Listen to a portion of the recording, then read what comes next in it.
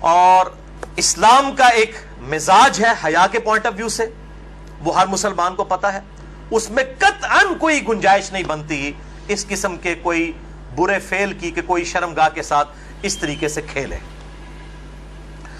تو یہ جو شرمگاہ والا معاملہ ہے اور مشت زنی والا جو ایشو ہے میرے بھائیوں، یہ نہ صرف حرام ہے یا چلے کوئی احتیاط کے اندر الفاظ استعمال کریں تو مکروہ تحریمی، بلکہ یہ گناہ بھی ہے، اور گناہ کبیرہ زنا کی طرف لے جانے والا ہے۔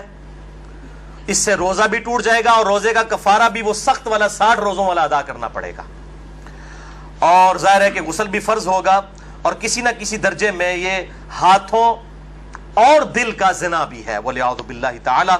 چنانچہ اسی کانٹیکسٹ میں ایک بڑی کریٹیکل حدیث ہے، صحیح بخاری اور صحیح مسلم کی متفق علیہ حدیث ہے۔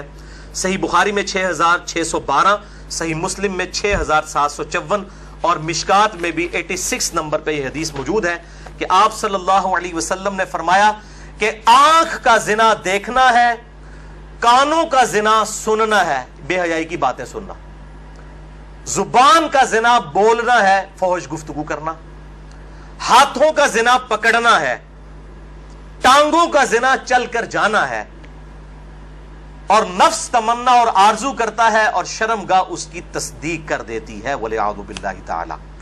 تعویل خاص کے اعتبار سے تو یہ زنا کے بارے میں ہے، تعویل عام میں ہینڈ پریکٹس والا جو مشت زنی کا ایشو ہے وہ بھی اسی کے اندر داخل ہے وَلِعَوْذُ بِاللَّهِ تعالی۔ اب ظاہر ہے کہ اگر اس قسم کی بیماری میں کوئی شخص مبتلا ہے، اس کا علاج کیا ہے؟ توبہ کرے اور اللہ کی طرف رجوع لائے، اور اللہ تعالیٰ نے اس حوالے سے ایک نیچرل پروسیس بھی رکھا ہوا ہے، یعنی مردوں کے لیے خصوصاً احتلام کا، نائٹ فال کا ایشو ہے کہ جو ایکسیسو اس طرح کی جو انسان کے جسم کے اندر مادے بنتے ہیں وہ آٹومیٹکلی ایک فزیکل فینومینا آف نیچر کے تحت نکل جاتے ہیں۔ بہرحال اپنی شہوت کو کنٹرول کرنے کے لیے آپ صلی اللہ علیہ وسلم نے علاج تجویز فرمایا، سب سے بڑا علاج، اور وہ ہے نکاح۔ اور اگر نکاح نہ ہو تو پھر کیا علاج؟ اگر آج کل کے فلاسفرز اور ان جو سو کالڈ بزرگوں کے فتوے مانے جائیں تو وہ تو کہتے ہیں کہ جی آپ نعوذ باللہ جو ہے وہ مشتزنی کر لیں، یہ علاج ہے۔ نبی صلی اللہ علیہ وسلم نے یہ علاج تجویز نہیں فرمایا۔ صحیح بخاری اور صحیح مسلم کی متفقن علیہ حدیث ہے، بخاری میں 5066 اور مسلم میں 3398، اور مشکات میں بھی موجود ہے 3080 نمبر۔ آپ صلی اللہ علیہ وسلم نے فرمایا، اے نوجوانوں کے گروہ، تم میں سے جس کے پاس استطاعت ہے وہ نکاح کرے، یعنی جو فائنینشلی سپورٹ کر سکتا ہے، جس کے پاس اتنا خرچہ ہے کہ معاملات کو لے کر چل سکتا ہے۔ یہ فائنینشلی میں کیوں کر رہا ہوں؟ وہ حدیث کے الفاظ اس کی حفاظت کر رہے ہیں۔ اگر کوئی شخص استطاعت نہ رکھتا ہو، اسی حدیث میں آتا ہے آپ صلی اللہ علیہ وسلم نے فرمایا، تو اس شخص کو چاہیے کہ وہ روزے رکھے، یہ روزے رکھنا اس کی شہوت کو ٹھنڈا کر دیں گے۔ اور اسی حدیث میں الفاظ ہیں کہ آپ صلی اللہ علیہ وسلم نے فرمایا، اگر تمہیں استطاعت ہو تو شادی کرو، نکاح کر لو۔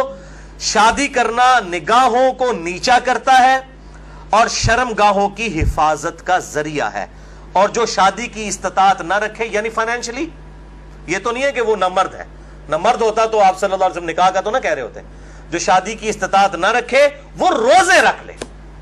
تو یہ بالکل کلیئر کٹ ہو گیا کہ صرف روزے رکھ کر اس حوالے سے شہوت کو کنٹرول کیا جائے گا اور کوئی سورس نہیں ہے۔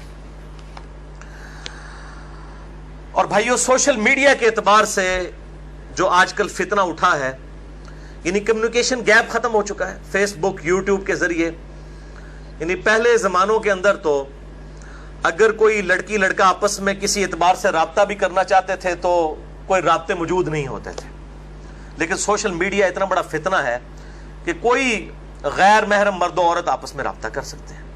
اور میں اس پہ کہتا ہوں یہ اتنا بڑا فتنہ ہے کہ اس فتنے سے صحابہ کرام علیہم رضوان کو بھی نہیں گزرنا پڑا۔ ان پر قتال کی شکل کا فتنہ آیا، یہ فتنہ پنجابی والا نہیں ہے، یہ عربی والا ہے، آزمائش۔ لیکن بے حیائی کا جو طوفان بدتمیزی ہے، بلکہ صحیح سونامی جو ہے، اس کا عشر عشیر بھی صحابہ کے دور میں نہیں تھا۔ کیا اس دور کے اندر صحابہ باہر نکلتے ہوں گے تو 20 فٹ بائی 50 فٹ کی موبائل کمپنیوں کے اشتہارات لگے ہوتے تھے بے پردہ عورتوں کے، اور یہ سوشل میڈیا اور ٹی وی، اس کے جہاں پہ پازیٹیو یوز ہے، یہ نیگیٹو یوز والا جو معاملہ اس زمانے میں تو نہیں تھا. تو اس اعتبار سے غض بصر بہت ضروری ہے نگاہوں کی حفاظت کرنا. تو آپ صلی اللہ علیہ وسلم نے غض بصر کے لیے، نگاہوں کی حفاظت کے لیے، شہوت کو کنٹرول کرنے کے لیے نکاح تجویز فرمایا یا پھر روزے. اور میں ایک اور علاج تجویز کر دیتا ہوں اس حوالے سے، پھکی والا علاج اجتہادن. کیونکہ مجھے اکثر لوگ پوچھتے ہیں، کہتے ہیں جی روزے تو رکھے ہی نہیں جاتے جی، مشکل ہے، گرمی اتنی ہے، وہ اسی لیے تو بتائے گئے ہیں. تو میں ان کو پھر ایک علاج تجویز کرتا ہوں، اینٹی وینم. کوبرا سانپ کاٹ دے تو اس کے وینم کا علاج اینٹی وینم سے ہوتا ہے، جو کوبرے کے زہر سے تیار ہوتا ہے. پھکی والا الزامی فلسفیکل آنسر. میں کہتا ہوں میرے بھائی مجھے کئی بار فون کرتے ہیں تو پھر میں ان کے ساتھ سیدھا ہو جاتا ہوں. پہلے تو ایک دم ان کے ہوش اڑ جاتے ہیں کہ یہ کیا کہہ رہا ہے، کہ جی بڑی کوشش کی ہے لیکن یہ بری عادت چھوٹتی نہیں ہے. میں کہتا ہوں جی بہت آسان طریقہ ہے میرے بھائی، روزانہ آپ نے 1 منٹ کے لیے صرف موم بتی کے اوپر نا، اس کے شعلے کے اوپر آپ نے ہاتھ ایسے رکھنا ہے 1 منٹ کے لیے. تو میں نے کہا انشاءاللہ آپ کی عادت چھوٹ جائے گی. کہتے ہیں جی 1 منٹ کون رکھ سکتا ہے؟ تو میں نے کہا میرے بھائی 1 منٹ آپ اس کی پریکٹس نہیں کر رہے تو آپ نے تو انشاءاللہ تعالی اس گناہ کی وجہ سے جلنا ہے جا کے دوزخ میں. تو آج سے پریکٹس شروع کریں. اور بخاری اور مسلم کی حدیث ہے کہ جو آخرت کی آگ ہے وہ دنیا کی آگ سے 70 گنا زیادہ تیز ہے، اس میں تو تلا جائے گا. یہاں تو ہم صرف آپ کو مشورہ دے رہے ہیں کہ آپ موم بتی کے فلیم کے اوپر صرف ہاتھ رکھ کے 1 منٹ کی پریکٹس تو شروع کریں نا. تو کہتے ہیں نا جناب آگے دیکھی جائے گی جا کے. تو اللہم اجرنا من النار. تو یہ پریکٹس کرنی شروع کریں تو انشاءاللہ تعالی خود بخود صبر نصیب ہو جائے گا.